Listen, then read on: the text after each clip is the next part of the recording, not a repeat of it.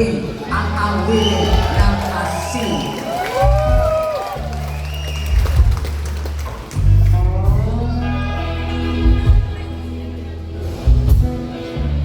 Ang kwento nito munang awitin na to, siyempre nawala kasi sa Roba Nyaris Jr., yung aking kapartner na pagsusulat.